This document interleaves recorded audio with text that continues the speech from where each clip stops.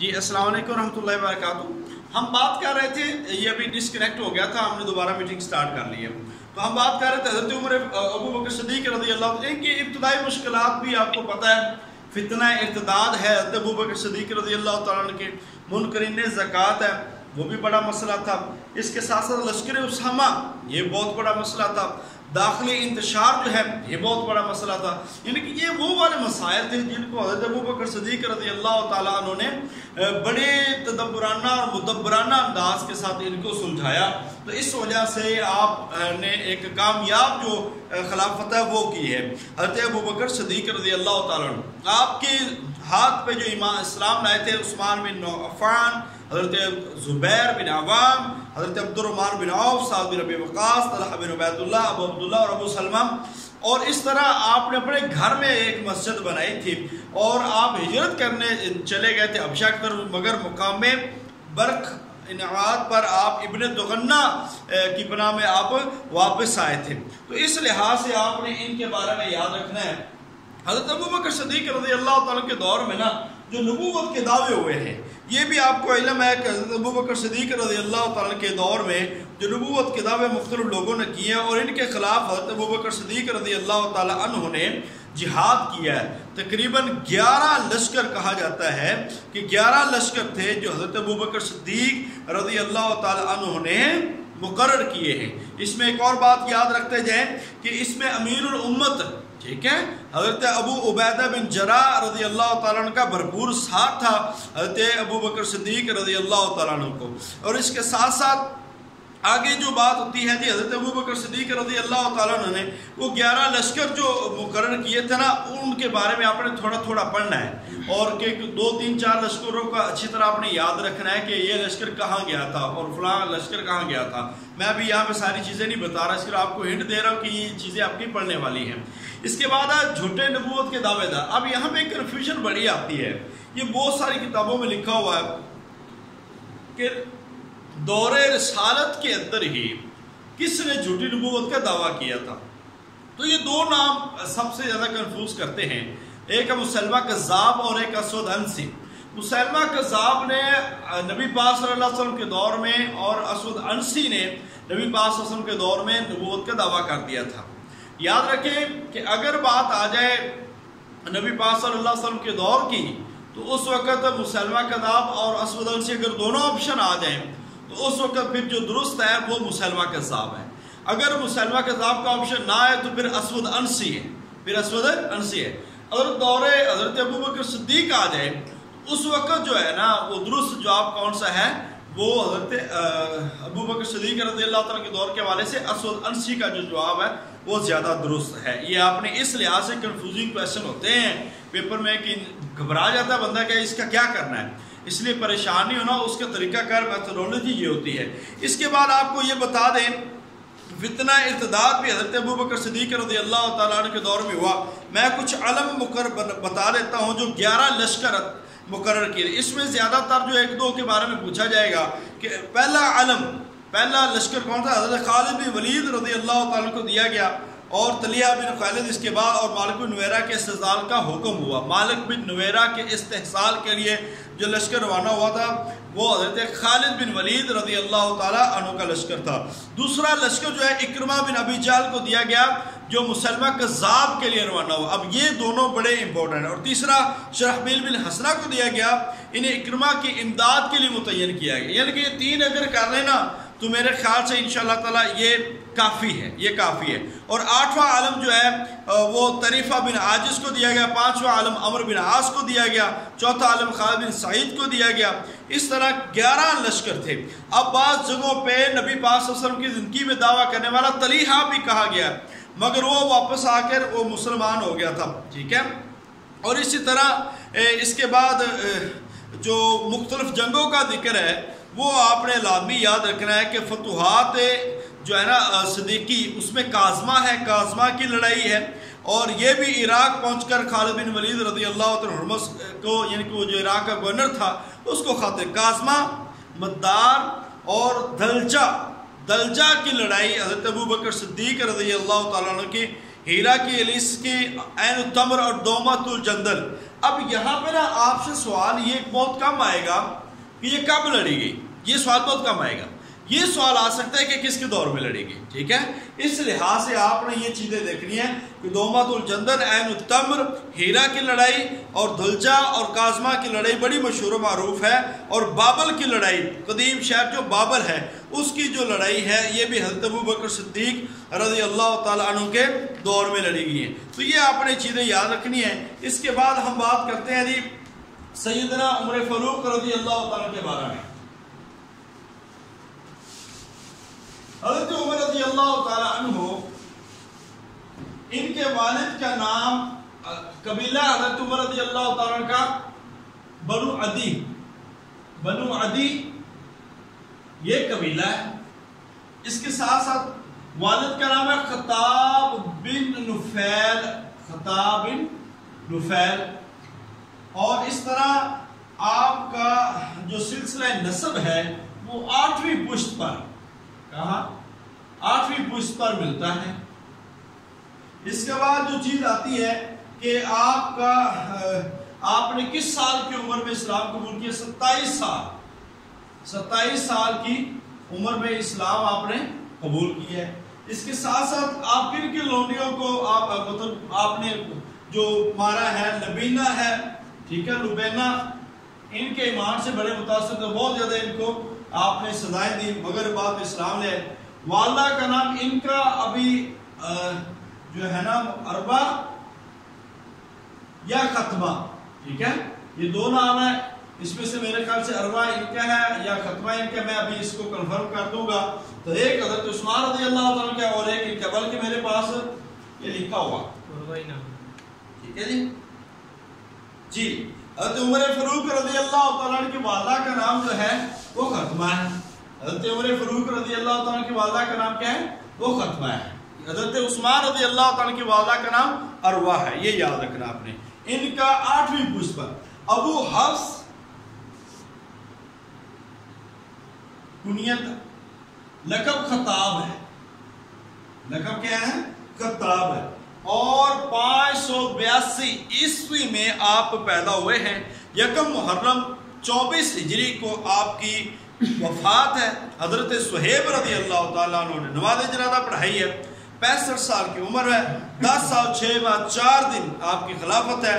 اور مغیرہ بن شعبہ کا غلام تھا ابو لولو فیروز, اور اس نے نماز فجر میں حملہ کیا تھا, اور آپ رضی اللہ تعالیٰ عنہ اس حملے کی تاب نہ لاتے ہوئے اللہ کو پیارے ہو گئے. اب یہ بھی پوچھا جاتا ہے کہ پہلے شہید خلیفہ, اب یہ بھی سوال ہو سکتا ہے نا, تو کنفیوز نہیں ہونا. پہلے شہید خلیفہ حضرت عمر رضی اللہ تعالیٰ عنہ. اس کے بعد آپ نے مجلس شورا کی ایک مقرر کر دی. 6 افراد پہ یہ مشتمل تھی مجلس شورا. اس لحاظ سے آپ نے ان کو اچھی طرح ذہن میں رکھنا ہے. اب دور فاروقی جو ہے, دور فاروقی انتہائی اہم ہے مختلف جنگوں اور فتوحات کے حوالے سے. سب سے زیادہ جو فتوحات ہیں یہ اس دور میں ہوئی ہے. میں ابھی آپ کو بتا دیتا ہوں جنگیں, جو دور فاروقی کی جنگیں ہیں وہ ذرا آپ دیکھ لیں. 13 تا 24 ہجری کا دور ہے, اور اس دوران یہ ساری جنگیں ہوئی ہیں. اس میں ایران کی فتوحات ہے. ایران کی طرف جو بڑا مشہور و معروف ان کا پہلوان تھا رستم پہلوان, ٹھیک ہے, یہ رہا ہے. اور اس طرح یزدگر بادشاہ رہا ہے. یہ آپ نے چیزیں یاد رکھتے ہیں, یعنی کن کے بادشاہ. اور جنگ جسر, یہ ایک پل تھا. جسر, جنگ جسر ایک پل تھا, اور اس پل کی وجہ شہرت یہ دریا فرات پہ تھا, اور اس میں بہت سارے مسلمان شہید ہو گئے تھے. اور اس وجہ سے اس کا بدلہ پھر بعد میں لیا گیا. حضرت عمر فاروق رضی اللہ عنہ کو اس جنگ کا بڑا قلق تھا, غصہ تھا, اور اس کے بعد بڑے صدمے کے بعد دوبارہ لشکر بھیجا گیا حضرت مسنہ رضی اللہ تعالیٰ عنہ کے قیادت میں. تو اس طرح آپ کو یہ بتا دے کہ مارکہ نہاوند, اب یہ 21 ہجری کے اندر مارکہ نہاوند ہوا ہے. یہ بھی بڑا بڑکا تھا ایران کے حوالے سے. اس کے ساتھ ساتھ یزدگر اسی مارکے کے اندر تھا۔ نعمان بن مقرن جو مسلمانوں کی طرف سے تھے۔ اصفہان کی فتح 21 ہجری، آذربائیجان ہے 22 ہجری، آرمینیا 23 ہجری ہے، اور خراسان 23 ہجری ہے، اور یزدگر کو شکست اسی یعنی کہ اس کے بعد اصفہان کے اندر جو مارکہ نہاوند ہے اس کے اندر اس کو شکست ہوئی تھی۔ جنگ یرموک میں جو بڑے قائد تھے، جنگ یرموک وہ جنگ ہے جس کے اندر شام کی قسمت کا فیصلہ ہوا ہے، اور حضرت ابو عبیدہ بن جراح تھے، اور یہ 15 ہجری کے اندر جنگ یرموک کب ہوئی ہے؟ 15 ہجری کے اندر۔ اچھا، جنگ قاسیہ جو آپ نے یاد رکھنی ہے نا، یہ 14 ہجری۔ بیت المقدس فتح کب ہوا ہے؟ یہ 16 ہجری، یہ آپ نے یاد رکھنا۔ 16 ہجری بیت المقدس، جنگ قاسیہ 14، جنگ یرموک 15 ہے۔ اور اسی طرح ایران کا جو آخری بادشاہ اس کا نام کیا ہے؟ یزدگر، یہ آپ نے ایران کا آخری بادشاہ۔ اس کے بعد عمر فاروق رضی اللہ تعالیٰ کے دور کی جو مختلف چیزیں ہیں وہ آپ نے یاد رکھنی ہے کہ جنگ قاسیہ، اس حوالے سے ایک سوال آ جاتا ہے کہ جنگ قاسیہ کے بہت سارے واقعات جنگ قاسیہ پہ آپ نے لازمی پڑھنا ہے، کیونکہ اس کے اندر نا ایک دو سوالات اٹھائے جاتے ہیں اور ہر سال آ رہے ہیں۔ ایک سوال تو یہ آ جاتا ہے کہ جنگ قاسیہ میں کمانڈر کون تھے؟ ٹھیک ہے، بیسیکلی کمانڈر حضرت سعد بن ابی وقاص رضی اللہ تعالیٰ عنہ ہی تھے، حضرت سعد بن ابی وقاص رضی اللہ تعالیٰ عنہ۔ میں ابھی مختلف چیزیں یہاں پہ مطلب عہد فاروقی کی جو فتوحات ہیں اور اس میں بتا دوں کہ جنگ جبان اور نرسی کو شکست بھی ہوئی ہے حضرت عمر فاروق رضی اللہ تعالیٰ کے دور میں۔ جنگ جسر حضرت عبیدہ رضی اللہ تعالیٰ نے اس میں شہید ہو گئے تھے، جو گھوڑے بتک گئے تھے۔ اس کے بعد جنگ بویب ہوئی ہے اور اسی وجہ سے ہوئی ہے۔ اور اس طرح قاسیہ کے جو مذاکرات ہیں یہ بھی آپ نے یاد رکھنا ہے کہ جو مذاکرات ہیں وہ اس کی قیادت کون کرنے والے؟ حضرت نعمان بن مقرن رضی اللہ تعالیٰ عنہ، انہوں نے قیادت کی۔ یہاں پہ جو جملے بولے گئے ہیں یہ بھی آپ نے یاد رکھنا ہے، اس میں تجاویز بھی دی گئی ہیں۔ اور اس کے ساتھ ساتھ اس جنگ میں حضرت مسنہ جنگ جسر میں زخمی ہو گئے تھے، ان کے بھائی پھر سعد بن ابی وقاص، یعنی کہ حضرت مسنہ اور حضرت سعد بن ابی وقاص یہ بھائی تھے۔ اور اس طرح جنگ قاسیہ میں گفت و شنید ہوئی، اور گفت و شنید کے بعد وہ جو بادشاہ ہے ان کی طرف سے یہ سخت جملے کہے گئے۔ یزدگر بادشاہ نے جواب دیا کہ اگر قاصدوں کا قتل جائز ہوتا تو میں تم سب کو قتل کروا دیتا۔ اور اس کے بعد پھر اس نے کہا ایک مٹی کی ٹوکری وہ بھر کے دے دی حضرت امیر المومنین حضرت عاصم بن عمر، یعنی کہ حضرت عمر رضی اللہ تعالیٰ عنہ کے جو بیٹے تھے ان کے سارے پہ رکھ دی، کیونکہ یہ کہا تھا کہ تم میں سے سب سے عزت والا کون؟ انہوں نے ان کی طرف اشارہ کیا۔ تو حضرت عاصم نے کہا تھا کہ دشمن نے اپنی زمین حوالے کر دی ہے، تو اس حوالے سے آپ نے یاد رکھنا ہے۔ اس کے بعد جو جنگ ہے یہ شروع ہوتی ہے، اور اس کے بعد حضرت ابو عبیدہ سکوی کو پہلے یعنی کہ اس میں شہید کر دیا گیا، تو اس وجہ سے۔ اور اس کے بعد ایک ابو میجر سکوی رضی اللہ تعالیٰ کا واقعہ ہے۔ یہ ایک سیابی کہہ لیں، جان باز کہہ لیں، ایک جان باز تھے کہ وہ شراب پینے کی وجہ سے قید تھے، شراب پینے کی وجہ سے قید تھے، اور انہوں نے پھر جب دیکھا نا جنگ قاسیہ ہو رہی ہے اور بڑا جوش آ رہا تھا کہ میں بھی لڑوں، تو آپ نے حضرت سعد بن ابی وقاص رضی اللہ تعالیٰ عنہ کے اہلیہ سے کہا کہ آپ مجھے چھوڑ دیں اور میں واپسی آ کے بیڑیاں پھر پہن لوں گا۔ تو حضرت سعد بن ابی وقاص رضی اللہ تعالیٰ کی اہلیہ نے ان کو چھوڑ دیا، اور اس کے بعد وہ گئے اور ایسے جوہر دکھائے کہ کمال۔ اور اس کے بعد پھر انہوں نے جب جنگ کے اندر فتح ہوئی اور اس کے بعد پھر انہوں نے آ کے بیڑیاں پہن لی، تو حضرت سعد رضی اللہ عنہ کی شجاعت کو دیکھا اور انہیں رہا کر دیا۔ یعنی کہ ایرانیوں کو کم از کم 5 گنا اس میں نقصان ہوا تھا، اور اس جنگ میں جو مسلمان شہید ہوئے تھے وہ 2000 مسلمان شہید ہوئے تھے۔ جنگ 3 دن جاری رہی ہے۔ اس کے 3 مارکے بڑے مشہور و معروف ہیں۔ پہلا مارکہ ہے یوم ارماس، دوسرا مارکہ ہے یوم اغواس، اور تیسرا مارکہ یوم العماس۔ اب یہ تیسرے مارکے کے اندر مسلمانوں کو فتح نصیب ہوئی ہے۔ اس طرح حضرت عمر فاروق رضی اللہ تعالیٰ عنہ کے ذرائع آمدن مال غنیمت، زکوٰۃ، خراج، عشر، فیض، سرکاری زمینوں پر براہ راست ٹیکس، عشور غیر ملکی، یعنی کہ عشور جو غیر ملکی جو تاجر ہیں ان پہ جو ٹیکس لگائے گئے ابھی حضرت عمر رضی اللہ تعالیٰ کے دور میں لگائے، ان کے بارے میں سوال لازمی آتا ہے۔ اس کے بعد آپ نے اولیات عمر لازمی دیکھنی ہے. اولیات عمر میں فوجی نظام آپ نے 15 ہجری کے اندر قائم کیا ہے، اور فوج کی آپ کی جو نا 3 اقسام آپ کرتے تھے، اور ویسے تو 2 تھی، مگر اس کی بنیادی جو ہے نا جب فوج حملہ کر اس وقت اس کے 3 حصے بنائے جاتے تھے. اس لحاظ سے محکمہ آبپاشی ہے، محکمہ ڈاک ہے، محکمہ پولیس ہے، سن ہجری ہے، نہر ماکل بن ابیس ماکل ہے، نہر موسیٰ ہے، اور نئے شہر کوفہ، فسطاط، بصرہ، اور یہ شہر بھی جنگی گھوڑے، وظائف اور معلمین کی تنخواہیں، شراب نوشی کی حد 80 کوڑے حضرت عمر فاروق رضی اللہ تعالیٰ عنہ نے مقرر کی. تو یہ چیزیں وہ والی ہیں جو ان کے بارے میں آپ سے پوچھا جائے گا. اس کے بعد آپ کو صرف بتا دیتے ہیں کہ حضرت عثمان رضی اللہ تعالیٰ عنہ، حضرت عثمان رضی اللہ تعالیٰ عنہ، میں مختصر بات کر رہا ہوں، میں چیزیں آپ کو بہت ساری بتا رہا ہوں، ان کے بارے میں بہت لازمی سوالات آتے ہیں. حضرت عثمان رضی اللہ تعالیٰ عنہ بنو امیہ خاندان ہے، نام عثمان بن عفان والد کا نام عموماً کہا جاتا ہے عثمان بن عفان. واقعہ فیل کے 6 سال بعد پیدا ہوئے ہیں، اور ہجرت نبوی سے 47 سال پہلے آپ پیدا ہوئے ہیں.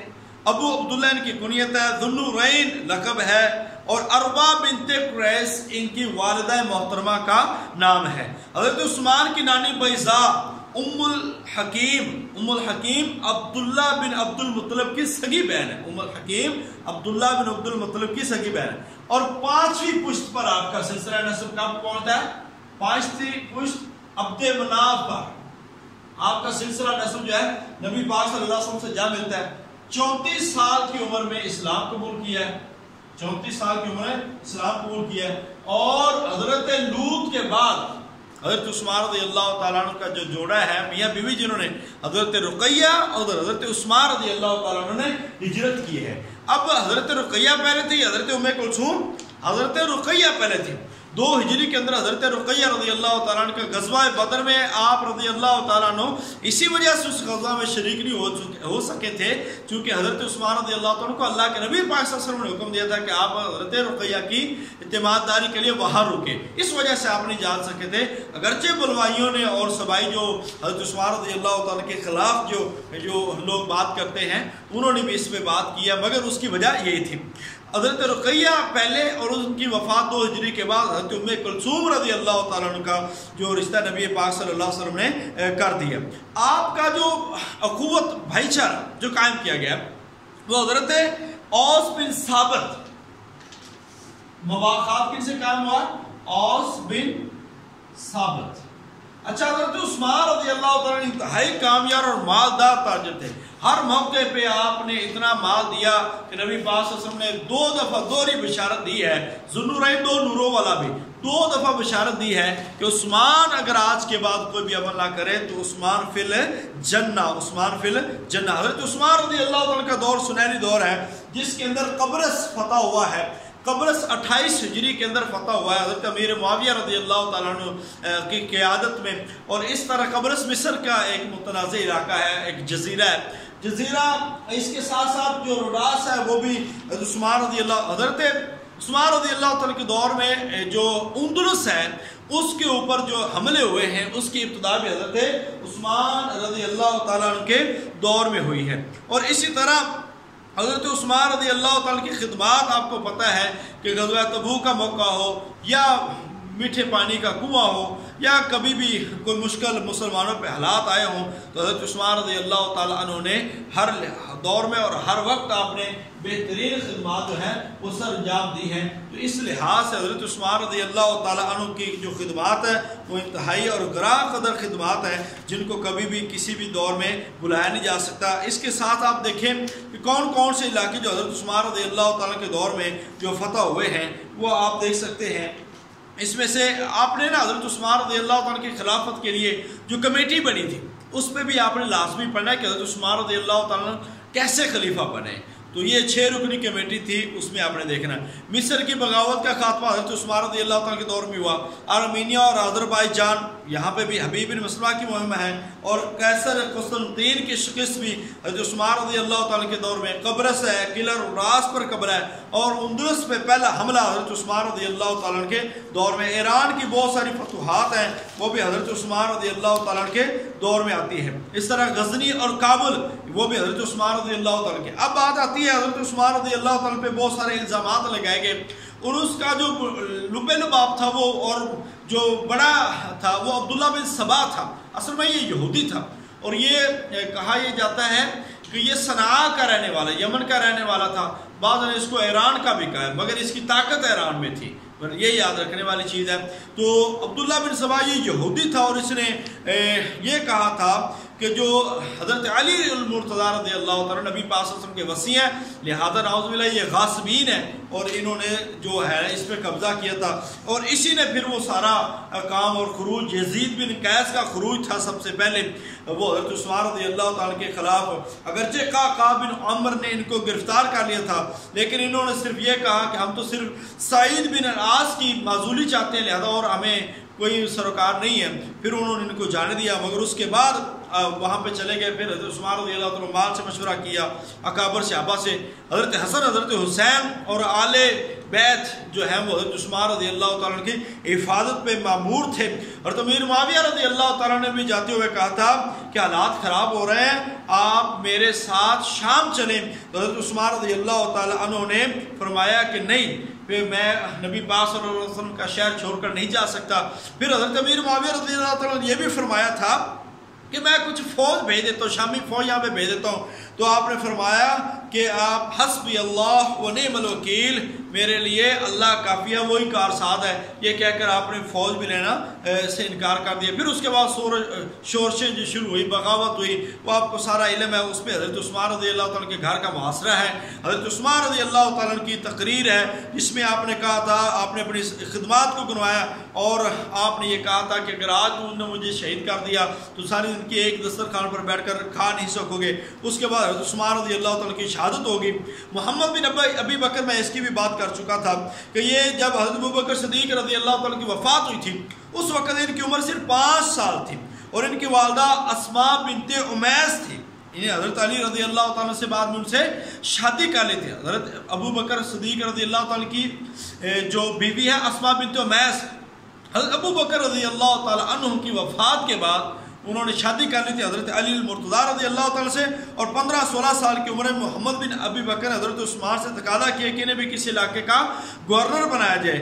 حضرت عثمان نے انہیں اس قابل نہ سمجھا، اور وہ حضرت عثمان رضی اللہ تعالیٰ کے خلاف ہو گئے۔ یہ بات بھی اگرچہ بحوالہ طبری اور ابن اثیر کے اندر یہ باتیں لکھی ہوئی ہیں، مگر وہ بات میں نے بتا دی کہ جب انہوں نے داڑھی کو پکڑا تو یہ فرمایا کہ بھتیجے تیرے والد اگر آج زندہ ہوتے تو یہ نہ کرتے، جس سے حضرت عثمان رضی اللہ تعالیٰ عنہ کے جو محمد بن ابی بکر ہیں یہ چلے گئے، اور انہوں نے پسند نہ کیا۔ اس کے بعد کنانہ بن بشر نے آپ رضی اللہ تعالیٰ کی پیشانی پہ قرآن کو پہلے ٹھوکر ماری، پھر آپ کو دھکا دیا، اور اس کے بعد لوہے کی لاٹھی ماری، اور اس کے بعد جو ہے اس نے ظالموں نے آ کے بیٹھ کر آپ رضی اللہ تعالیٰ کے سینے پہ آپ کو شہید کر دیا۔ حضرت نائلہ رضی اللہ تعالیٰ کی جو ہے انگلیاں وہ بھی اس میں شہید ہوگی، اور اسی طرح 17 آدمیوں کی مختصر سی جماعت نے یہ نماز جنازہ ادا کی، اور حضرت عثمان رضی اللہ تعالیٰ عنہ کی جو نماز جنازہ انتہائی خفیہ تھی، اور قبر بھی چھپا دی گئی باغیوں کے ڈر سے، اتنا زیادہ تھا۔ یہ آپ نے یاد رکھنی چیزیں، اس میں کافی سارے سوالات آپ کو آ جاتے ہیں اور پوچھے جا سکتے ہیں۔ اس کے بعد بات مختصر کرتے جائیں، اب حضرت علی المرتضیٰ رضی اللہ تعالیٰ کی بات آتی ہے۔ نام حضرت علی رضی اللہ تعالیٰ عنہ ابو الحسن ابو تراب ان کی کنیت ہے۔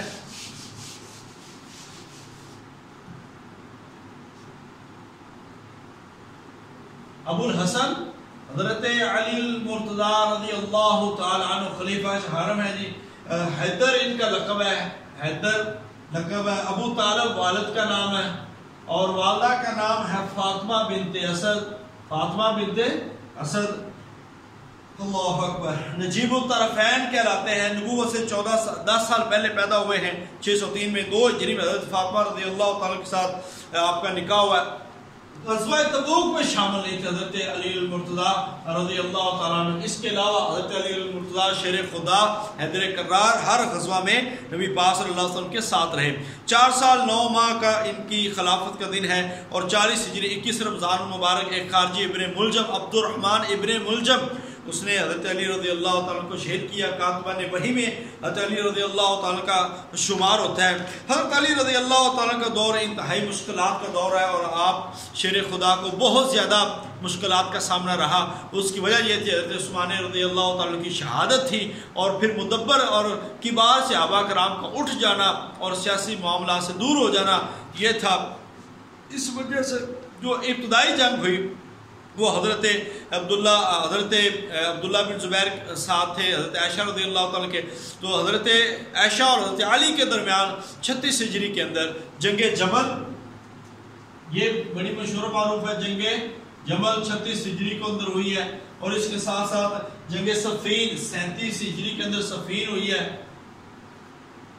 نہروان ہے جی، وہ بھی نہروان، یہ بھی 37 ہجری کے اندر کے آخر میں. جنگ جمل میں حضرت عائشہ، جنگ صفین میں حضرت امیر معاویہ رضی اللہ تعالیٰ عنہ کے فریق تھے اور جنگ نہروان میں خارجی تھے. کون تھے؟ خارجی تھے، یعنی کہ یہ فریقین تھے. جنگ نہروان میں بہت زیادہ حضرت علی رضی اللہ تعالیٰ عنہ کی جو خلافت کو کمزور کر دیا، کیونکہ اس میں بہت زیادہ حضرت علی رضی اللہ تعالیٰ عنہ کے جو لوگ شہید ہو گئے. اگرچہ یہ نہروان میں خارجیوں کو شکست ہوئی تھی مگر بہت زیادہ نقصان ہونے کی بنا پر آپ نے اس کے بعد حضرت امیر معاویہ رضی اللہ تعالیٰ عنہ سے صلح ہو گئی علاقوں کی تقسیم پہ. آدھے علاقے کے خلیفہ وہ بن گئے اور آدھے علاقے کے حضرت علی المرتضیٰ رضی اللہ تعالیٰ عنہ بن گئے. اس طرح حضرت علی المرتضیٰ رضی اللہ تعالیٰ عنہ کا جو دور ہے وہ 40 ہجری کے اندر 21 رمضان المبارک ابن ملجم کے حملے کے ساتھ یہ ختم ہوتا ہے. بہرحال حضرت علی المرتضیٰ رضی اللہ تعالیٰ نے بڑی شجاعت اور بہادری کے ساتھ اور بڑی سمجھداری کے ساتھ یہ کام کیے. یہ بہت سارے اس میں پریشانیاں تھیں وہ موجود تھی. اس کے بعد یہ آپ سنتے جائیں. اس کے بعد میں آپ سے بات کرتا ہوں، یہ آپ سننے والے فاتح مصر حضرت عمر بن عاص، مصر فتح ہوا ہے 21 ہجری. فاتح ایران حضرت سعد بن ابی وقاص.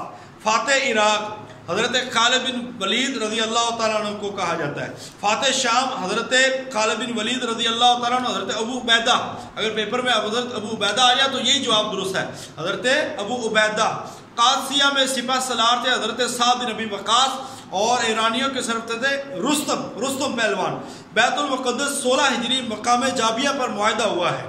اور حضرت خالد بن ولید رضی اللہ تعالیٰ کی معزولی کے لیے کن کو بھیجا گیا تھا؟ محمد بن مسلمہ انصاری کو. محمد بن مسلمہ انصاری کو. فاتح یرموک جو ہے، یرموک حضرت ابو عبیدہ بن جراح. ام المساکین لقب حضرت زینب بنت خزیمہ. ابو المساکین جعفر بن ابی طالب. ام المساکین زینب بنت خزیمہ اور ابو المساکین جعفر بن ابی طالب بنو حنفیہ قبیلے کے سردار ثمامہ بن اسال تھے جنہوں نے غلہ روک دیا تھا. وہ واقعہ والا پہلے ان کو مسجد نبوی کے اندر ایک ستون سے باندھا گیا تھا اور پھر یہ مسلمانوں کے 3 دن کے عمل سے اتنا متاثر ہوا کہ یہ اسلام لے آیا. اور غسیل الملاکہ حضرت حنظلہ. جامع الفنون سعید بن جبیر. ذات النطاقین حضرت عثمان رضی اللہ تعالیٰ کا لقب ہے. امام التفسیر مسروق بن اجدہ، یہ بھی یاد رکھنا. اس طرح بنو حضرت عمر فاروق رضی اللہ تعالیٰ کے دور اور عباسی دور کے جو کمانڈر ہیں، اس سے پہلے تو میں آپ کو یہ بتا دوں حضرت عمر فاروق رضی اللہ تعالیٰ کے دور کے جو کمانڈر حضرت عمر بن عاص، حضرت عمر بن عاص کے ساتھ حضرت سعد بن ابی وقاص رضی اللہ تعالیٰ عنہ اور حضرت ابو عبیدہ بن جراح، حضرت خالد بن ولید. ان کے قبیلے یہ کس سے تعلق رکھتے تھے، کب ایمان لائے، ان کے بارے میں آپ نے تھوڑا تھوڑا لازمی پڑھنا ہے. تھوڑا تھوڑا لازمی آپ نے پڑھنا ہے کیونکہ ان کے بارے میں سوال آئے گا. اور اس کے بعد جو ہے بنو امیہ اور بنو عباس ہے، انشاءاللہ تعالیٰ اس پہ بات کر لیں گے. باقی کافی حد تک میں نے چیزیں آج آپ کو کلیئر کر دی ہیں اور انشاءاللہ تعالیٰ ان سوالوں کو بھی اگر آپ دیکھ لیں تو آپ کا میکسیمم پیپر حل ہوتا ہے. اللہ تعالیٰ آپ کا میرا حامی و ناصر ہو. کوئی سوال ہو تو آپ کر سکتے ہیں. جی السلام علیکم. اچھا یہ بھی بات ہے کہ ہمارا چینل ماشاءاللہ چل رہا ہے اور سبسکرائبر بھی ماشاءاللہ بڑی سست رفتاری سے چل رہے ہیں، تو کوشش کی کریں کہ ہمارے اس چینل کو بھی آگے آپ پروموٹ کریں اگر مناسب سمجھے تو. ٹھیک ہے. السلام علیکم.